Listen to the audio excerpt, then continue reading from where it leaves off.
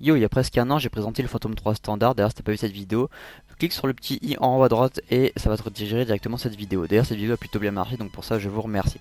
Bon, aujourd'hui, on se retrouve pratiquement un an après cet achat, donc pour débriefer, pour vous donner un petit peu mes impressions sur ce drone, mes impressions d'utilisateur avec un an d'utilisation.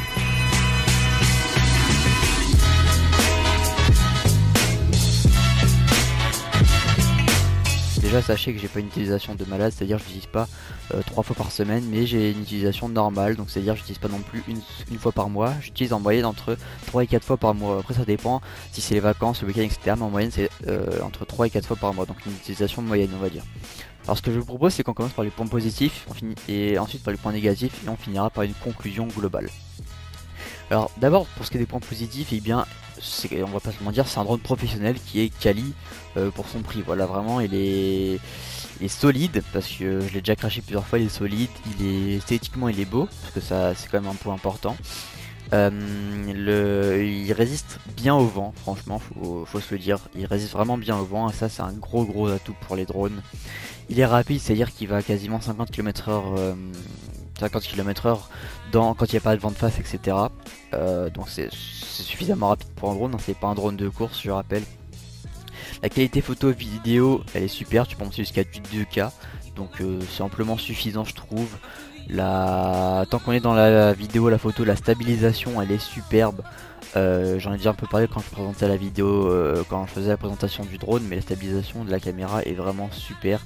Montée sur ces quatre sortes de petits amortisseurs, des petits coussinets, là vraiment la caméra elle ne bouge jamais, et quand il y a du vent, même si le drone est complètement penché, la caméra reste droite, c'est vraiment super ça. L'application DJI Go, alors c'est pas vraiment de la qualité c'est pas vraiment la qualité du drone, mais c'est DJI qui a créé l'application et DJI c'est eux qui ont créé le drone, donc ça se touche. Et l'application elle est bien, franchement. Il y a des points négatifs qui sont pas dus à l'application mais qui ont des conséquences sur l'application, j'en reviendrai quand je parlerai des points négatifs. En restant sur l'application, les différents modes de vol, franchement ça c'est super. Pour un drone à ce prix là, vraiment vous avez des vols automatisés, c'est-à-dire vous pouvez faire un cercle autour d'un point prédéfini, et le cercle c'est vraiment un truc super stylé que j'utilise de plus en plus dans mes vidéos.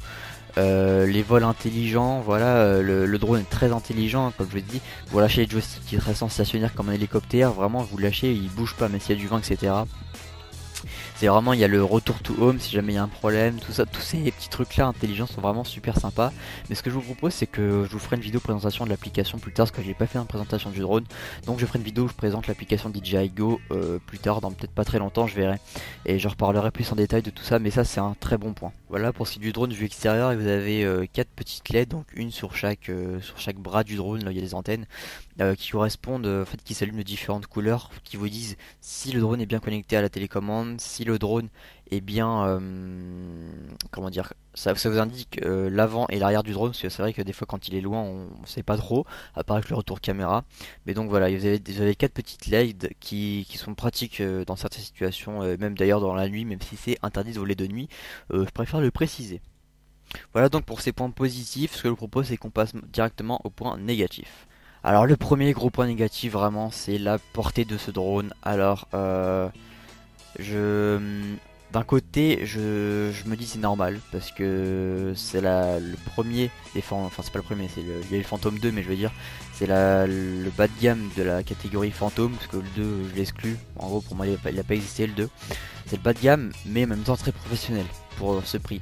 Mais ce que je veux dire c'est qu'il a énormément de points négatifs, ceux que je vous ai cités, mais son plus gros point d'art pour moi c'est vraiment à la portée.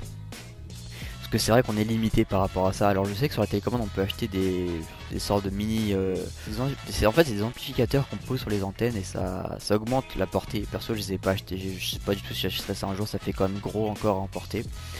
Mais la portée vraiment c'est limité, ça dépend. Alors la distance maximum qu'annonce le constructeur, j'ai réussi à la respecter une seule fois, mais c'est vraiment très rare qu'on puisse respecter cette distance. Parce que déjà, faut que vous ayez un énorme signal GPS, faut que vous ayez beaucoup de GPS, ça vous le voyez sur l'application. Il faut que le signal Wi-Fi entre la télécommande et le drone soit bien élevé également. Et c'est d'ailleurs pour ça que la distance est plutôt faible, parce que ça passe en Wi-Fi avec la télécommande. Et donc le Wi-Fi, on sait très bien que c'est pas très... je sais pas, si tu sors de ta maison, déjà ta box, t'as quoi, t'as maximum 2 barres de Wi-Fi. Donc on sait très bien que la portée de Wi-Fi n'est pas élevée, et donc c'est pour ça que ce drone n'a pas une portée élevée, mais ça reste posable, hein. C'est pas tu fais 10 mètres, tu le captes plus, tu peux faire des choses, mais d'un autre sens tu es limité quand tu sais qu'à côté tu as des Mavic et des Phantom 4 etc qui vont à plus d'un kilomètre entre toi et le drone. Là tu vas même pas à 500 mètres. Bon, mais comme dit, voilà, pour du débutant, pour pas forcément faire des choses exceptionnelles de professionnalisme, c'est vraiment très respectable quand même. Ensuite, alors j'ai dit que j'allais revenir, c'est les vols intelligents. Je sais pas si ça vient de moi, c'est vraiment possible parce que j'ai un téléphone très médiocre. Normalement, je devrais changer d'ailleurs dans pas très longtemps, mais euh, le vol intelligent parfois. Le point of interest, donc c'est ce que j'utilise le plus, c'est ce que j'avais dit tout à l'heure, c'est quand vous mettez le drone à un endroit et vous lui dites, voilà, tu fais un tour autour de ça. Ça, je sais pas pourquoi, mais soit ça vient de mon téléphone, soit ça vient donc du drone en lui-même. C'est peut-être parce qu'il n'y a pas assez de GPS ou je ne sais pas, le signal n'est pas bon. Notamment à cause de la portée, une fois j'essaie de le faire légèrement loin de moi, il pouvait pas. Mais ça, cette option là des fois ne veut pas s'activer. Ensuite, donc j'en ai déjà un peu parlé, mais la télécommande en Wi-Fi, il y a un problème déjà de portée comme je l'ai dit, mais aussi de retour vidéo sur mon smartphone. Il y a un problème sur ce que voit le drone et ce que moi je réceptionne. Alors c'est pas vraiment qu'il y a un temps de latence. Quoique, enfin au début j'avais pas ça, maintenant j'ai ça. Encore une fois, c'est possible que ce soit à cause du téléphone. Ça, je pourrais le dire qu'une fois que j'aurai changé de téléphone dans pas si longtemps que ça. D'ailleurs, je devrais vous faire une vidéo sur ce nouveau téléphone. Enfin bref. Donc comme je vous ai dit, il y a un problème de réception. Et ça, c'est très gênant quand on n'a pas le drone en visuel. Et même quand on est en visuel. Parce que c'est à la base, c'est un drone pour faire des plans vidéo. Et faire des plans vidéo sans avoir de retour vidéo, c'est très compliqué. Je vous assure, c'est pour ça d'ailleurs. Ma vidéo, j'ai survolé un camp militaire Seconde Guerre mondiale qui est disponible sur ma chaîne Frix Production. Les plans sont pas vraiment fous parce que j'avais pas de retour vidéo, notamment parce que mon téléphone buguait pas mal. Là, c'est parce que mon téléphone buguait pas mal, mais aussi parce que le retour vidéo buguait et je suis pas sûr à 100% que ça vient de mon téléphone. En gros, si j'ai le retour vidéo, il est en saccade. Donc, oui, en fait, il y a des latences, mais il est en saccade. Et surtout j'ai des bandes noires et blanches qui s'affichent, ce qui fait que je vois que la moitié des fois du paysage, des fois que je vois que 10% du paysage sur mon tour vidéo. Alors d'où ça vient je ne sais pas, comme je vous ai dit, je vous mettrai un post sur Twitter quand j'aurai mon nouveau téléphone et que j'aurai fait mon premier vol pour vous dire si c'est mieux ou pas. Je vous mettrai même certainement un commentaire en dessous de cette vidéo pour vous signaler si ça vient de mon téléphone ou si ça vient toujours du drone. Pour terminer sur les points négatifs, la taille du drone, mais c'est normal parce qu'à l'époque où il était conçu ce drone, il n'existait pas encore de drone plus petit. Mais maintenant que le Mavic est sorti, c'est vrai que le Mavic me fait... il me donne envie, on va dire, le Mavic. Mais vraiment, depuis que le Mavic est sorti, je me dis vraiment, tous les fantômes, ils sont gros à emmener, quoi. Parce que du coup, j'ai dû acheter un gros sac. D'ailleurs, j'ai fait également une vidéo présentation. Je vous invite à aller cliquer en haut à droite si vous voulez la voir. Mais j'ai fait... du coup, j'ai dû acheter un gros sac de transport. Et ça prend de la place en fait, ça prend de la place à transporter. Déjà quand on part en vacances, dans le coffre ça prend de la place. Quand on veut partir en balade, ça prend de la place dans ça sur le dos. Alors que t'as un Mavic Pro, c'est une petite sacoche, comme une sacoche t'emmènes pour mettre ton portefeuille etc. T'as ça en bandolière et c'est parti, t'as le télécommande, t'as la batterie, t'as le drone, t'as tout dedans. Donc c'est vrai que maintenant que le Mavic Pro est sorti, ça donne vraiment envie d'avoir un drone aussi petit. Mais comme dit, c'est pas tant un point négatif pour l'époque où il était sorti. Enfin l'époque, il est pas si vieux, mais pour au moment où il était sorti, c'est normal que c'est aussi gros et c'était pas dérangeant. Et même maintenant, c'est pas le plus gros point négatif. Comme je dis, pour moi, le plus gros point négatif, c'est la portée. Mais encore une fois, par rapport à la gamme qu'il est, ça reste correct. Donc pour conclure, si vous avez un budget plutôt petit, mais que vous voulez un drone très quali, très professionnel, clairement, vous pouvez aller dessus. Mais je vous conseille, de toute façon il a été retiré de la vente le Phantom 300 vous pourrez ne l'avoir que en d'occasion ou alors sur d'autres sites, mais pour le site officiel de DJI ou sur la Fnac etc vous l'aurez pu, parce qu'il a été arrêté d'être produit et d'être vendu du coup. Mais du coup je vous conseille le Phantom 3 Advanced, il est passé au même prix que le Phantom 3 standard quand il est à sa sortie, donc aux alentours de 550-600 euros, je sais pas, je me suis pas renseigné, hein, ça c'est plutôt aléatoire, allez vérifier par vous-même. Mais je vous conseille plutôt l'Advanced parce qu'il a une portée de au moins 1 km, c'est par câble que ça se fait, c'est pas par wifi. Et ça c'est vraiment bien. Donc je vous invite vraiment à plutôt prendre l'Advanced pour que le point négatif principal que j'ai dit, la portée, c'est effacé.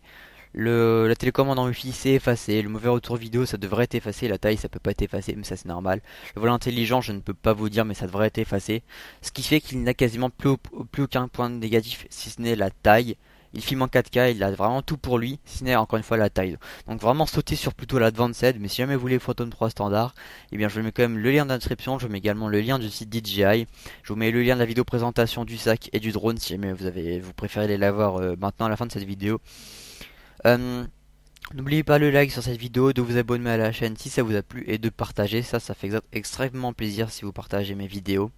Si les quelques plans que je vous ai mis à l'écran pendant que je parlais vous ont donné envie, vous ont plu, eh bien ce sont des plans tirés de mes vidéos de drone qui sont sur ma chaîne secondaire Frix Production. Je vous mets également le lien de cette chaîne dans la description. S'il vous plaît, allez la voir si vous êtes intéressé au drone, c'est plutôt sympa. Dessus, j'ai mis des vidéos de drone pour le moment et je vais continuer d'en mettre plein. Vraiment, il y aura beaucoup de vidéos de drone dessus, donc si ça vous intéresse, allez-y, c'est des vidéos de drone entre 2 et 5 minutes à peu près, donc c'est des petits trucs à regarder tranquillement. Ça prend pas de temps. Et plus tard, je devrais faire des vidéos un peu comme celle que je suis en train de faire où je parle des drones, etc. sur cette chaîne. Mais pour le moment, j'ai pas encore fait parce que cette chaîne n'est pas assez développée et je trouve que c'est un style de vidéo qui devrait être un peu plus vu. Donc sur Toxico, sur ma chaîne Toxico, c'est un endroit où ça peut être beaucoup plus vu. Donc c'est la fin de cette vidéo, c'était Toxico. Tchuss!